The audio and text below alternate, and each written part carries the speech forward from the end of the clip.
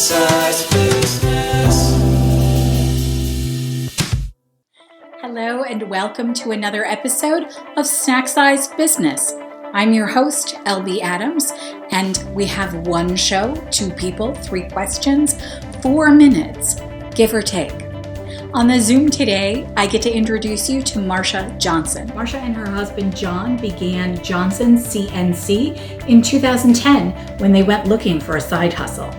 After buying a CNC router off of Craigslist, they vowed to have fun with this new venture and pursue making and selling arts and crafts.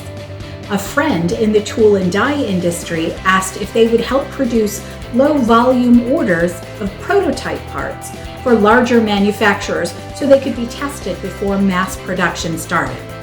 Marsha quickly realized what a niche market was available for completing these low-volume orders for such big projects.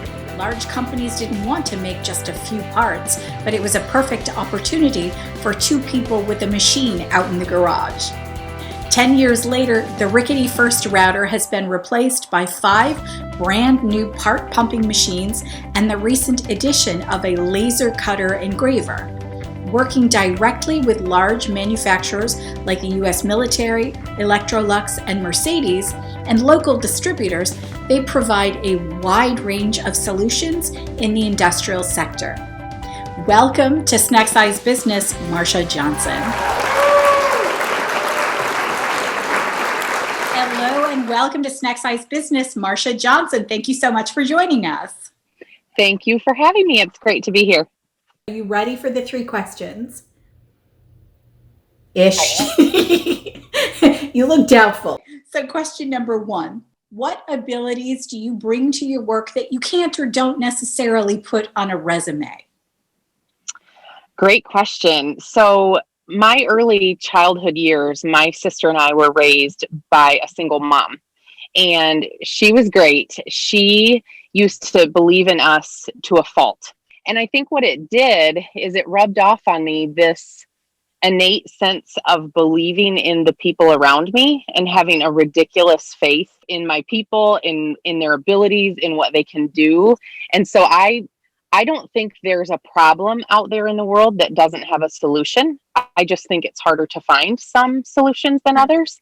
So, I like what you said about ridiculous faith. Sometimes, we just need a little bit of that.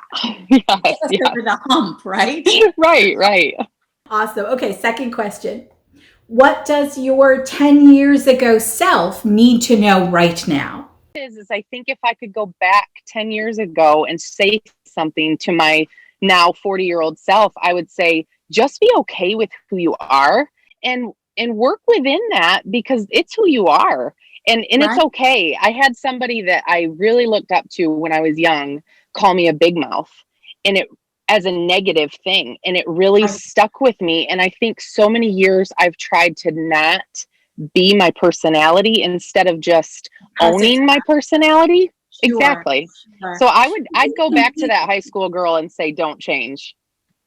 Isn't it amazing how sometimes the words that people say to us, sometimes innocuous, just sit and dwell and dig in and take root there. And we make so many judgments and decisions based on those words said so long ago. Okay, third question. Are you ready? Yes. Okay. What would the world not get if you left Earth tomorrow?